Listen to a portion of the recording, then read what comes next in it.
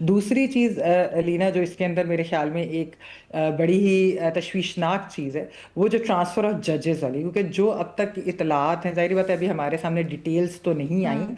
लेकिन ये ऐसे लग रहा है कि ये कंटिन्यूएशन ऑफ 26th अमेंडमेंट है। 26th अमेंडमेंट के ज़रिए जिस तरीके से जुडिशरी के ऊपर एक एग्जीक्यूटिव का कंट्रोल और उसको वीकन किया गया, ये शायद जो स्पेकुलेशन या जो खबरें हैं कि एक जो चीज़ डिस्कस हो रही है, डिस्कशन वो ये है कि जो जजेस को उनकी मर्जी के बगैर अगर एक सूबे से दूसरे सूबे ट्रांसफ़र किया जाए, ये चीज़ अगर अलीना हो जाती है, तो ये मैं समझती हूँ कि बड़ी ख़तरनाक चीज़ है, क्योंकि ये बेसिकली इस्तेमाल होगी सज़ा के तौर पर उन जजेस के ख़िलाफ़ जो रेजिस्ट करते हैं एग्जीक्यूटिव के फैसलों को या उनकी मर्जी के फैसले नहीं देते। और आपको पता है कि एक सही। जुडिशरी के अंदर बिल्कुल सही। एक ग्रुप है इंडिपेंडेंट जजेस का।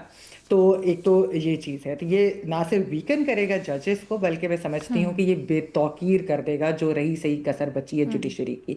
तो अच्छा, जो एग्जीक्यूटिव मजिस्ट्रेट्स का आपका लीना सवाल था, उनका आपने बैरिस्टर अकील साहब का तो जवाब सुना है, लेकिन असल में जो इसके अंदर जो बात हो रही है, पॉलिटिकल पार्टीज के लोगों से कुछ बात भी हुई, वो बेसिकली ब्यूरोक्रेसी पावर वो वापस लेना चाहती है जो पहले प्री मुशर्रफ डेज उनके पास थी।